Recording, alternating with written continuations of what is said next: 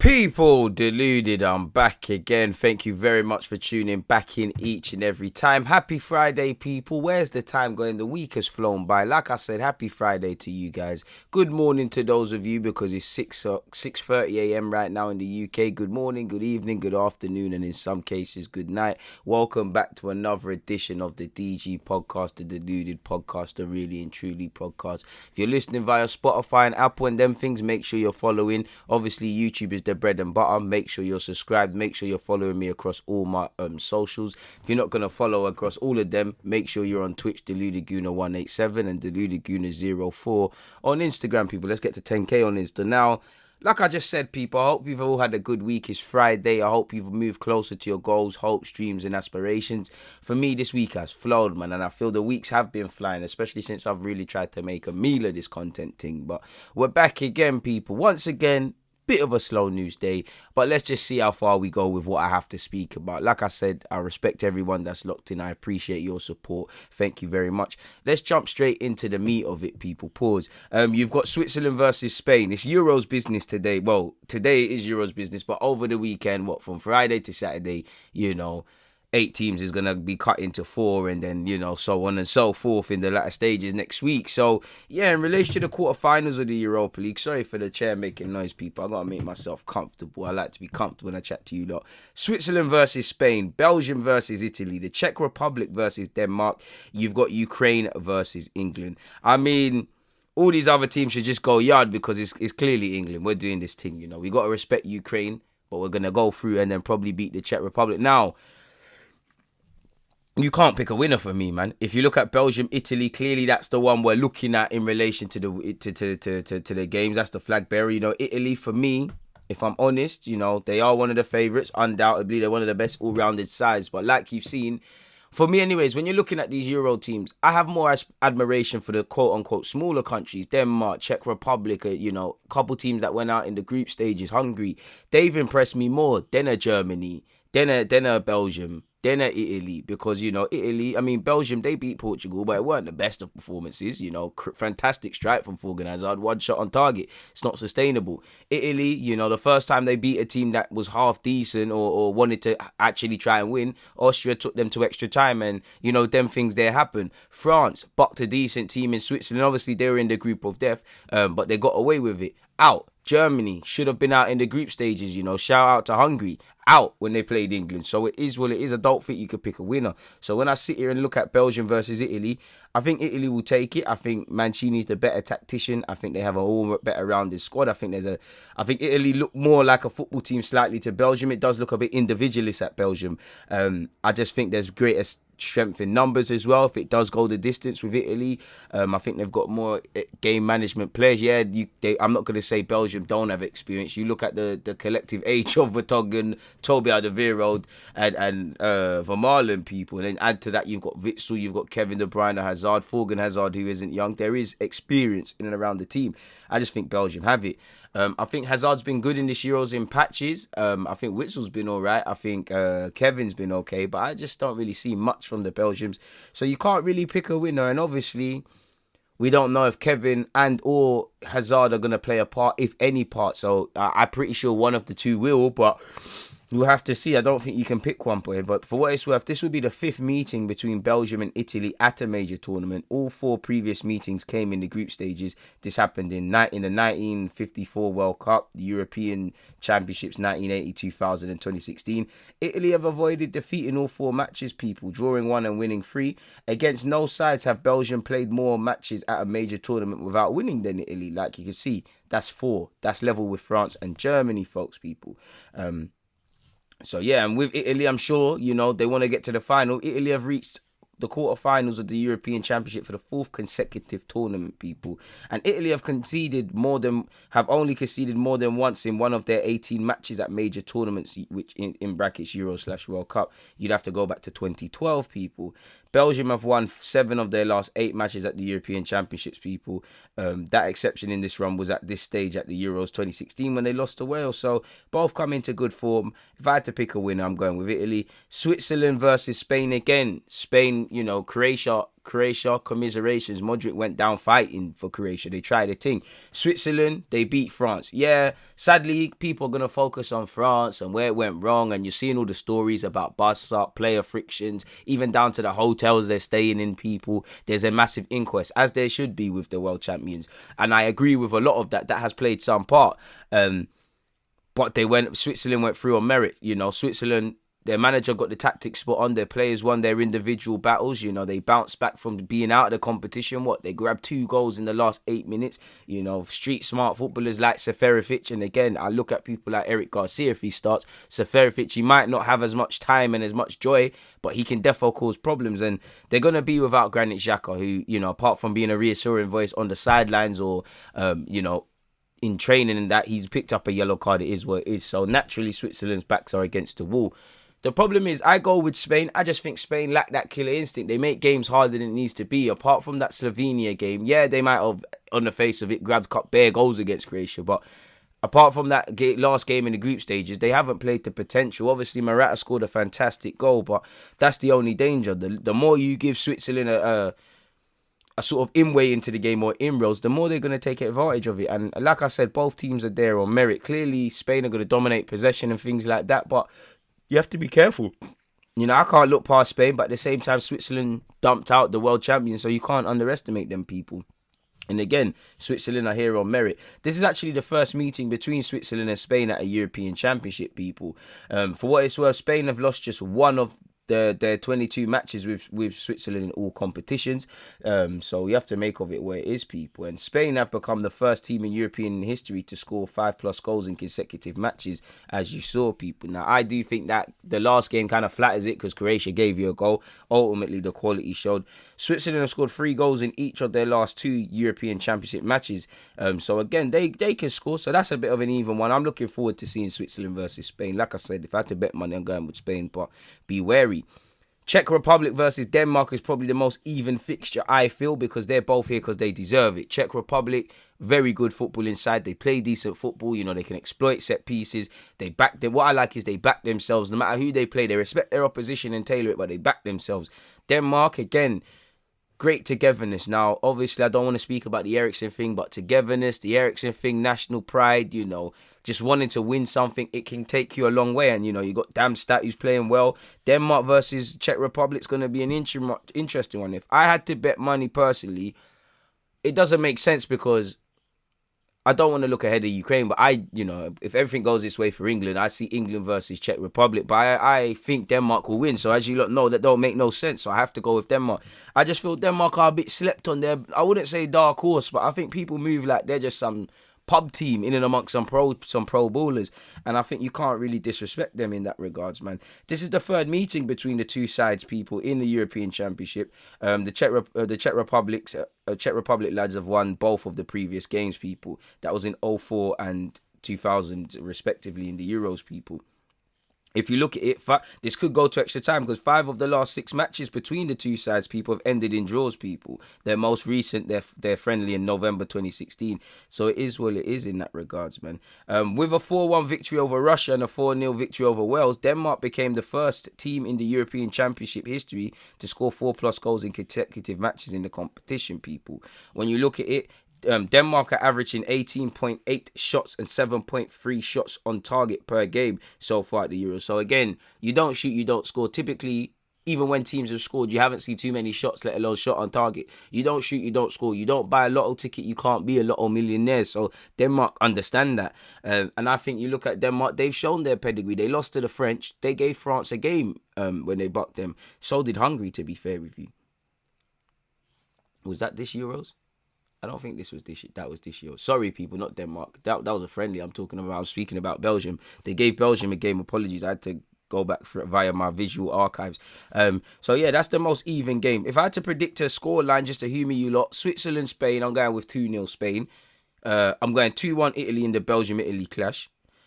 I'm going penalties for Czech Republic, Denmark. 0-0, 1-1 going into penalty. 1-0 to someone, last 10-minute goal.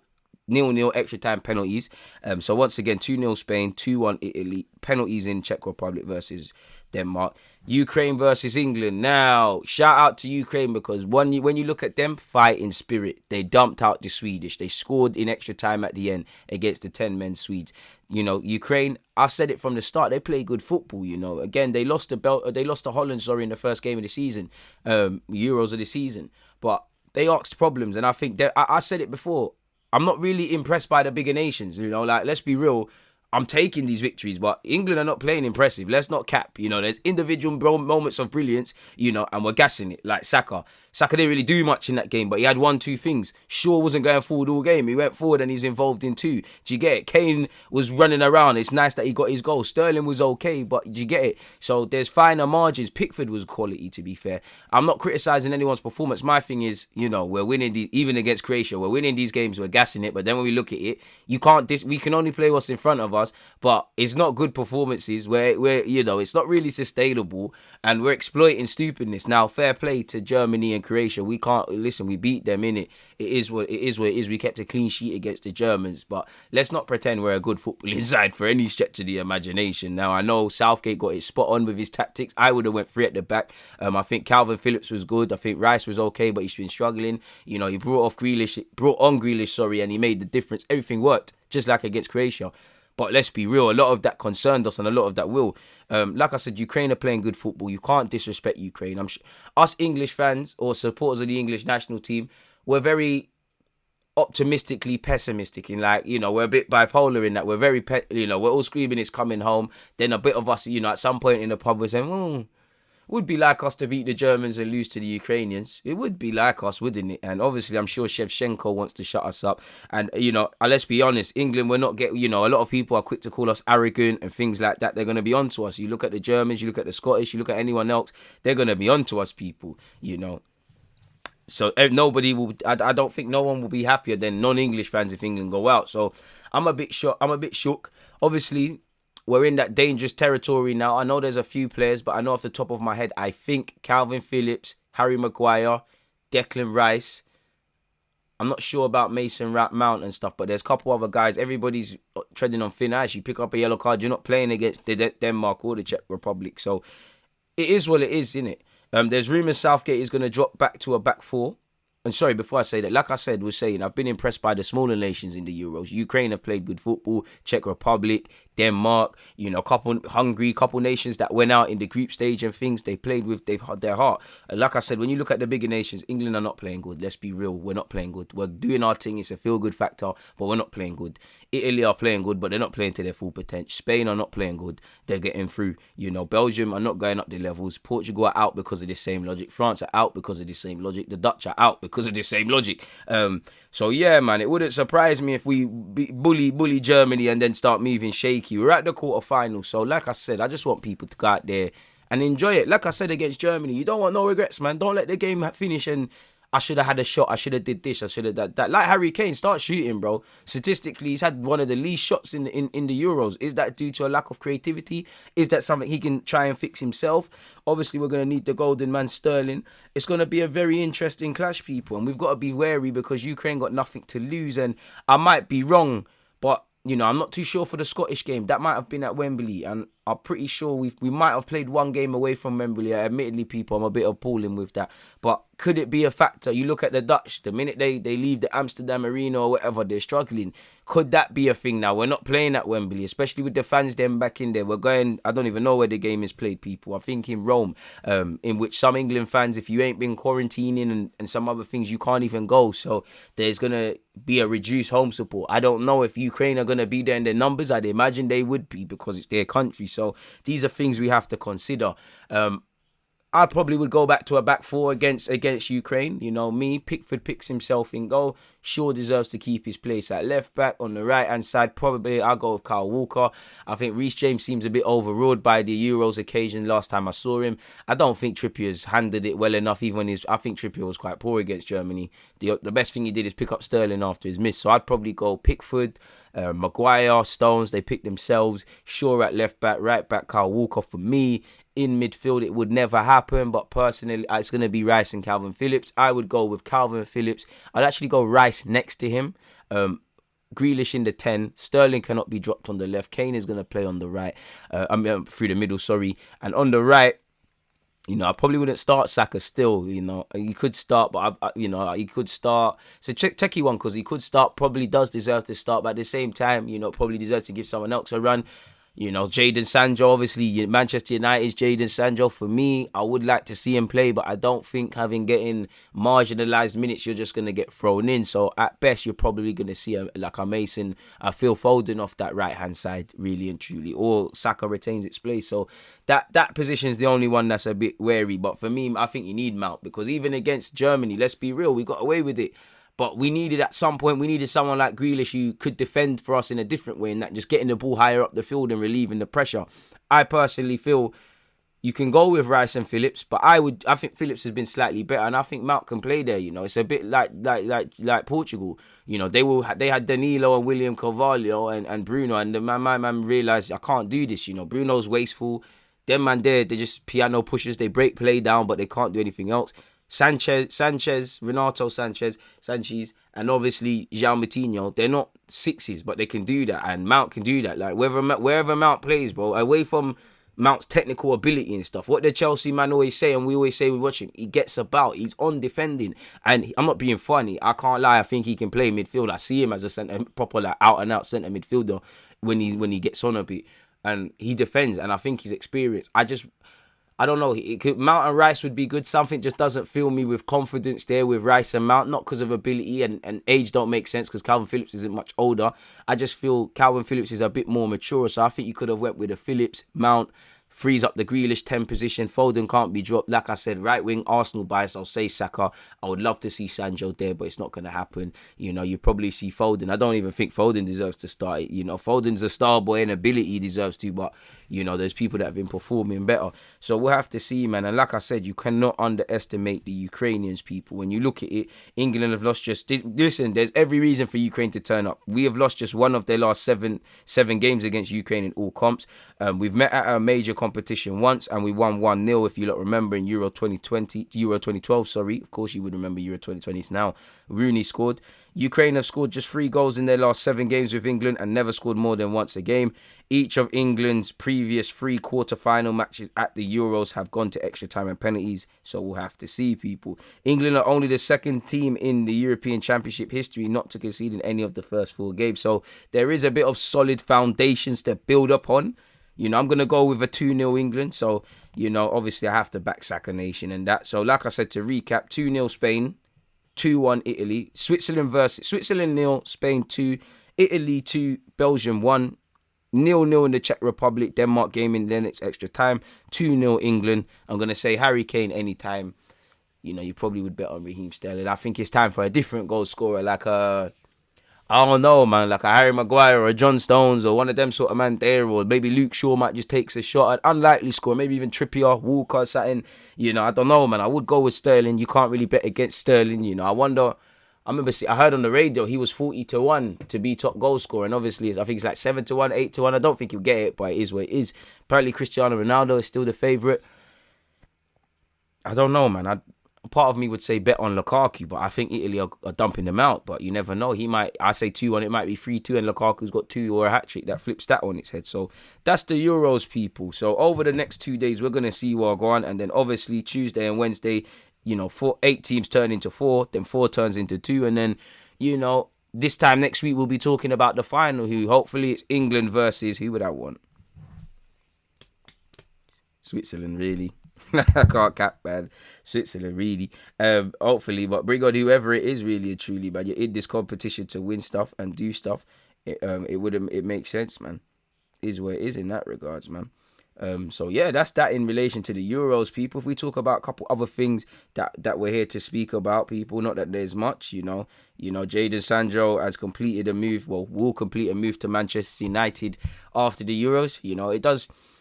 On Jadon Sancho's part, I wouldn't say it's underwhelming, but it just feels like, all right, hurry up and get it done then, because it's been, them and they have been trying to do this for 2-3 years now. Dortmund shagged themselves, because obviously they could have got more money last year. United, who, everybody's quick to, there's been many examples of them overspending and oversharing and whatnot. And I just feel, considering they got him cheaper, considering it's in installments and stuff, not that any transfer is, and I think United have done well. And for me, Sancho's going to pay for himself. You know, Man United marketability, he's probably the most marketable number 7 they've had since, I want to say Ronaldo, but they did have Di Maria at a point. You know, he's going to cover that. He's going to get, you know, if Southgate leaves, he'll start playing for England and increase in stature. Obviously, I don't like to be that because, again, I don't know if he was a United fan, but he's English. He can be part of the DNA. He knows what United means. I know he was allegedly a Chelsea fan and he was at City and he's deleted some of his City tweets, but there's that. You know, he can be a leader amongst some of the younger players. Like, he's a young man, but you look at the same trailer thought with Rashford, to be fair, but you look at a Greenwood, he's an OG to Greenwood, so there's that. And obviously for Man United fans, there's mouthwatering prospects in the future of, you know, assuming Greenwood plays through the middle one day. You know, you could force it and just say, in an imaginary world, Greenwood is a great striker, but he's equally as good as a 10. Rashford has somehow realised how to play up front. You've got my man Jadon on the left or the right. You've got some other guy, you know, Diallo's there. You know, Diallo, Mason Greenwood, Jadon Sancho, you know, Rashford. These are some good options. Now, you're looking at the manager and saying, how are you going to improve them? Because beyond, I think Ollie is very good at never letting people's head drops. I really like, that's the one thing I like with him and Greenwood. Like, he pulled him out at the right time and they brought him back in. And I think there's that sort of stuff. Obviously, one has to wonder, and there is a bit of an Ollie tax in that you get the degree that it don't matter who United sign. With Ole Gunnar Solskjaer, no one's really going to hit full potential. And it's fun and games having Sancho. How's the ball going to get up there? You know, how are they going to create for him? If he's going to play off the right-hand side, you know, what's his relationship with Wan-Bissaka going to be? I think you'll see a better Wan-Bissaka as well because, you know, there'll be less emphasis on him getting forward. You know, he'll have to get forward, obviously. I mean, Sancho off the left would be amazing as well, and I'm sure there will be fantastic times for that. Obviously, there's Cavani there. I think these are some good options. Martial is still about, you know, forgotten man even by me just now. Will they sell Martial? I think that's harsh, but saying that, you know, can you really... To be fair, United are playing in bare games. You know, they might even get dropped down to the Europa again, but they've got Champions League, 38 games that come, 4 games minimum in the Champions League. I'm lying about 4 games, but 4 to 6 games. I can't even remember, that's how long I've not been in it, but X amount, up to 6 games or whatever in the champs, in the group stages. Plus, you know, if you go down to the Europa, it's even gazier. 6 games, 38 in the league, you know, FA Cup and Carling to come. Obviously, sadly, there will be injuries and loss of form and stuff. I think there's enough games, but at the same time, people would say, I wouldn't say it's unbalanced, but people would say, how's everyone getting game time? You know, Cavani, great stuff, enter the season, signed a new deal. I think they need to keep Cavani because my bias is to play all these young G's and stuff, but there are times you need experience. You need to bring that off the bench. You need to start that. You know, for me, they should be giving Greenwood every opportunity through the middle, like with us and Martinelli. But like against Martinelli for West Brom, there's games where, bro, it's not a thing right now, innit? So Cavani gives them that, and obviously, you can never underestimate. I've said it, you know, Rashford, Martial, Sancho, if you're joining, Diallo, you know, any young striker that gets to train with the first team at Man United or attacking player. If you forget Cavani's finishing, because obviously you need to learn how to finish, and that's great. If you let Cavani leave Man United and you haven't even got a little 2% better at movement, you're doing it wrong. Because for me, I'd be learning Spanish just to speak to Cavani. I'd be bugging him. Why you make that movement, this and that? Because long term, if Rashford's got that movement, Greenwood's got that movement, someone's got that. Sancho's a striker, but you understand movement. Is what is. Many people in today's day and age, they just, you know, they fail to understand what movement can do for you. It's not about skilling up a man all the time. You need to just blink and you missed it sort of thing. So one has to wonder how everybody's going to get games and all of those sort of things, because no one's going to be happy being on the bench, innit? But you've got Daniel James, I can't lie, I'd be trying to sell him if I was Man United. He had a decent Euros, low-key, be hollering Leeds like, you know what, 2030, come and do your thing, you know, go and do where you need to go live your life elsewhere, my guy. But, you know, Diallo, you know, Ahmed Diallo, Greenwood, Sancho, Cavani, Martial, Rashford. You know, that's like 5, 6 man, and there's probably a next one I'm forgetting. Last time I checked, there's only 3 positions up front. Obviously, the 10 if you can do it. And it's all fun and games having them. It's about developing them now. How are you going to take... Sancho's still only 21. How is he getting next level? Greenwood, how are you getting next level? Rashford, I think it's less on Ollie and more on Rashford in that case, because his decision-making is toilet, man. His decision-making is that of a 16-year-old. It's like, I rate Rashford. I love Rashford. But it's like, you know, one of them ones where you look at someone and like, you're not even as wavy as I thought. You know, you're actually quite, in many degrees, shit at times. So, yeah, man, it's good for him. Obviously, Spurs have finally got a manager. Pre-season is started. They needed one. Nuno Espirito Santo has signed for them. It's going to be interesting to see what he's on. I don't really have him, if you look at the statistics, I know Jimenez got injured, but he's down for pressing. He's quite defensive. The statistics don't really correlate to what your Daniel Levy said about Spurs DNA and stuff. Well, to be fair, Spurs are cowardly, so it makes sense. But yeah, who knows what players he's going to get through the door and stuff like that. So yeah, Nuno's the Spurs manager now. I think Nuno will do all right. Again, he's only got a 2-year deal, so he needs to do all right. Speaking of new managers, again, in the build-up to the game that we beat the Germans, apparently Gareth Southgate is to be offered a new England contract, people, after Euro 2020. And I you know what? The 50-year-old, he's doing all right and things like that, but I don't think it's warranted. Obviously, if he wins it or he gets to the semis and things like that, what can you say? The semis is the minimum, but let's be real. Beyond the euphoria and stuff, he's not getting the best out of the team. The team is shaky. The attacking players are crippled. We're actually losing players to other nations at times. If you called up Yunus Musa, I know he was always going to do up America, but his head might have been turned. Jamal Musiala was, he's like a girl. He doesn't know which husband to pick. 1 minute he's with Germany, then he's doing up England, Germany were like, obviously they're out now. They're like, come and do your thing for us. We're talking about he needs to assert himself in the 21. So, yeah, man, I think Southgate has pulled the nation together. I think he's good at keeping harmony in the squad. But DNA and all these things, I'm sorry, but most exciting team, you can't have a non-exciting manager. Of course, if he gets to the final and semis and does these things, he deserves it. But I don't think it's been healthy. Again, it's a bit like Arteta at Arsenal, where you're promising man and giving man something way before they've really earned it. And it just provides complacency, in my humble opinion. Obviously, on top of transfers, you're hearing Varane to Manchester United. You're seeing a lot of varying truths in that regard. Some are saying discussion, some are saying it's happening, some are saying he's still mulling over offers. Surely Real Madrid can't let him and Ramos go. I think Varane would be good at United. They tried to sign him when he was 19 with Real Madrid.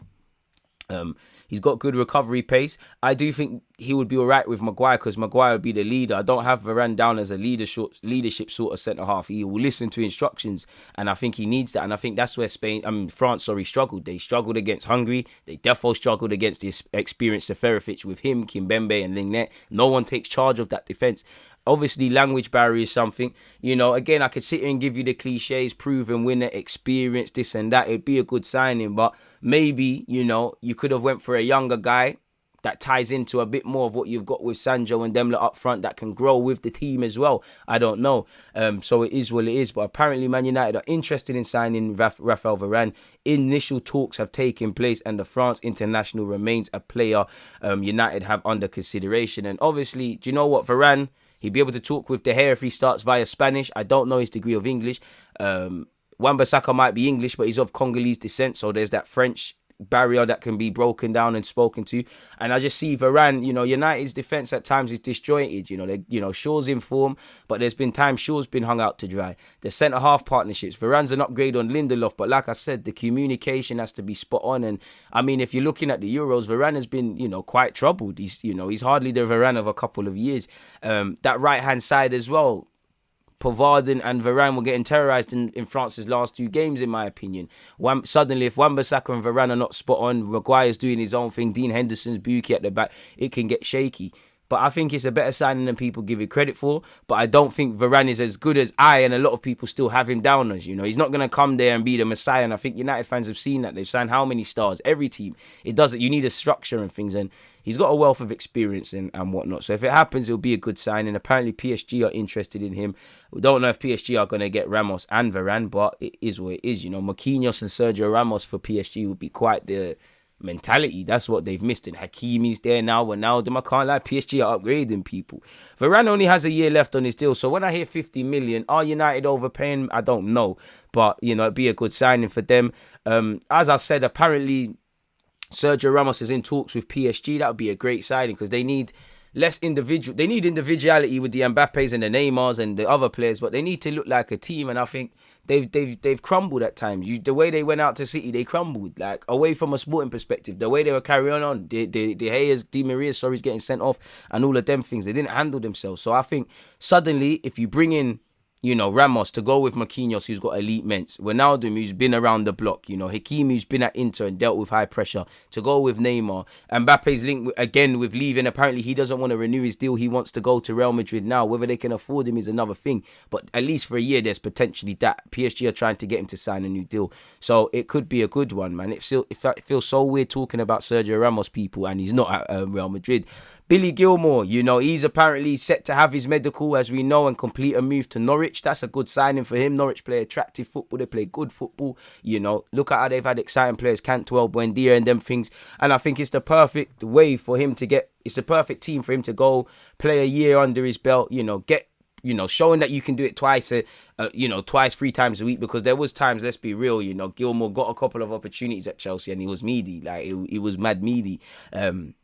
And things. Equally, there was a time where, who did he play? Was it City? Equally, there was a time he bossed City and he subbed at half time through tactical decision. I could be wrong about the opposition. The point is, Billy Gilmore's got a talent. He's played in the Euros now. It's about showing it every week now and then returning in the 2022-23 season. A much better, stronger player, ready to shake things up. I don't know what Chelsea's midfield trio dub was going to be. Take someone's spot, whether that's Kovacic, Kante, who's the other one? Jorginho. I'm not saying he's the same midfielder. My point being, make the manager say, all right, boom, I have to change it up. It's like Cesc at Arsenal, Vieira had to leave because Wenger's saying, yo, you know what, you don't really work good with you. Gilberto does. I have to change how I'm moving.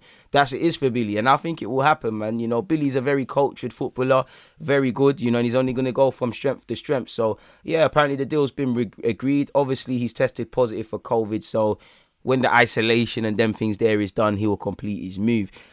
So, it is what it is. Lastly, people, apparently Marco Silva has joined Fulham. He's taken over from Scott Parker. I can't believe this guy. Is he a real person? Because I'm yet to see this, man. I heard he done mad things at, what was he? I'm sure he's at Olympiacos. He was highly rated at Watford, did shit. Highly rated at Hull. The whole stage was annoying me because I was watching these games week in, week out. Man are telling me he's a good manager. And I'm looking at it like I don't know ball because I didn't really get it. He went Everton, frauded it, been out for a year, and he's now signed a 3-year deal with Fulham to get out the Championship. Only time will tell. I think he's overrated. I can't lie. You know me, I rarely say that, people. What sort of crud is he on? What's he done? Man, seen you at 3 clubs. The Everton thing, you was meant to be wavy. I haven't seen it. I haven't seen it. Scott Parker's gone to become Bournemouth gaffer. If you're an Everton fan, Everton have confirmed they'll begin building their new 52K capacity stadium, just over that, in fact, on July 26th. As you lot know, the club announced they will take possession of the Bramley Moor dock site on the date, with contractors Lang O'Rourke, who are builders, beginning the first phase of the project. There's a 150-week build plan in place, which will see the Toffees start the 2024-25 season in their new Riverside home. So it must be cold out there, man. But good luck to Everton building up their thing, people, and whatnot. Apparently, Newcastle have called for the Premier League to make takeover arbitration public. Apparently, Newcastle have demanded that the Premier League make its takeover arbitration open to public scrutiny in an explosive statement. The club are set for a confidential behind closed door arbitration hearing this month to determine whether the public investment fund is separate from the Saudi state, a point which prevented the proposed takeover from advancing through. I think Newcastle deserve better owners. Mike Ashley, listen, I know how they feel. Big support, big club, big fans and them things there, and then that's all, and their support, and football's almost a religion. That's all being leveraged for someone who doesn't give a crap. So I think, by that logic, Newcastle should be trying to do what Everton are doing, trying to break into the top 4, top 6. And it does scare me, obviously, as an Arsenal fan. We're going backwards, and to hear more or less they'll be back like PSG and City with a Saudi state, there's a problem. But I don't see nothing wrong with someone who wants to invest in a football club. Obviously, you need to do it in a proper way, but they need a new owner, man. It's upsetting seeing that stuff, man, really and truly. So it is what it is in that regards, firmly, people. On that note, though, there isn't anything more to speak about, really. I can't lie, I was really struggling for content, but we've completed our little half-an-hour benchmark, people. So, yeah, man. Obviously, at the time of listening to this, if you're on Spotify and Apple, you lot are on job. So, make sure you're checking out the YouTube content. Subscribe to my YouTube if you haven't. If you're listening to this on YouTube, then obviously make sure by the time this comes out, I've probably done an Arsenal live stream. I'm doing the Euros watch along. So, make sure you're on task, you're on the ball, you're aware of such, people. Content galore. I told you, look, I save your season, I save your pre-season, I put in this work. So, yeah, man, it's been a fantastic 34 minutes with you guys. Please take care. Please stay in good spirits. I hope you've all enjoyed what we've spoken about. And, yeah, man, next DG podcast will probably be about Tuesday and whatnot. Make sure you check out the last one. Make sure you check out the other content. And until we meet again, people, DG, thanks for listening, but I'm out. Bow.